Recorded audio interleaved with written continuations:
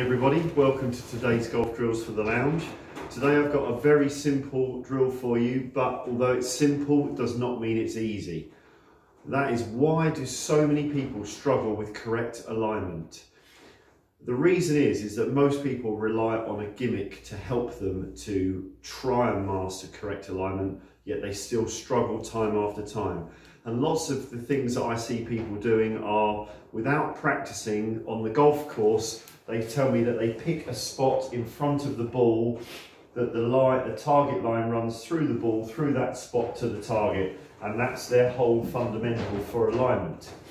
Now that's fine, because that line then crosses the leading edge of your golf club at right angles to create correct face alignment of the golf club.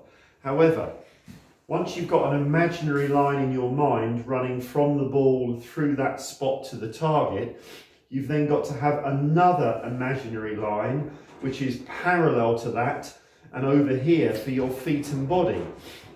It's all in your mind, these are all imaginary lines. What you'll do in the end is, as you look up at the target, you shuffle, you get yourself ready, you will fall into the position where you feel comfortable. And that's where you've always been, that's where you're comfortable. So if you want your body to be correctly parallel aligned to the target line, you have to train your body to be in the correct position. So the next stage is, it means you've actually got to practice this. So when I do see a few people practicing their alignment, this is what I see. If they manage to put clubs down correctly, the one just outside the ball will point just right at the target. The one left of the ball will be the parallel line, like a set of railway lines, which they're going to use to get their feet and their body aligned parallel to the target. If they manage to do that, they then make sure that their feet are equidistant from the club on the ground, get themselves into their posture position, have a look up at the target, look back down and go. What they've actually done is spent 90% of their time checking that their feet are parallel to the club on the ground, which means they are parallel aligned, but they've then spent 10% of their time having a quick glance at the target, and that's it. When you are on the golf course, that club on the ground is not there. So all it's there for when you're training is as an initial checkpoint to make sure that your body is parallel to the target in the distance that you've chosen. Once you've made sure your feet are parallel to the ground, you should then spend 90% of your time swiveling your eyes to and from the ball up to the target, creating massive target awareness to ask yourself what your body feels like in relation to that target. So you've got your feet parallel to the club on the ground, you've set your posture, you've made sure everything's that you feel is in the correct position. You then swivel your eyes up, you ask yourself, how far left of target does it feel as if your knees or thighs or hips are facing? How much of your left shoulder is visible in relation to the target when you look up past it as you swivel your eyes up at the flag? And you can do this several times.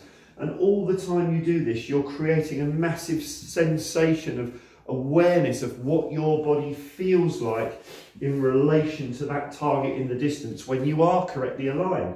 So then when you go out onto the golf course and none of these clubs are there, all you can do is try and recreate that feeling and know that that feels too much to the right, that feels too much to the left. And it's just something you have to continue to monitor over the years.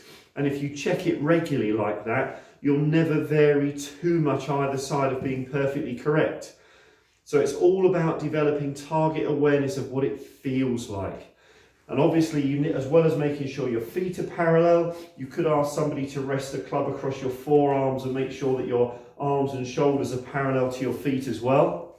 And one final thing, when you're looking up, we talked 2 days ago about the importance of spine angles to get yourself in a position to powerfully turn.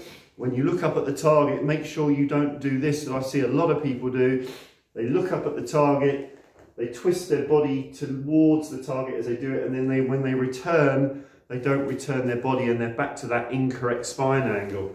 So when you do it, you want to feel as if you're swiveling your eyes up and down and seeing, so none of your body's changing position, so that you're getting used to what the target feels like in relation to your body from the correct position, not by going like that. So you can do this, try and set it up where you're looking out of a window, down the garden, pick a tree or a target as far away from you as you can, and you then can start to gauge what your body feels like in relation to that target when you're correctly aligned. So have fun practicing. Now you know how to practice alignment correctly.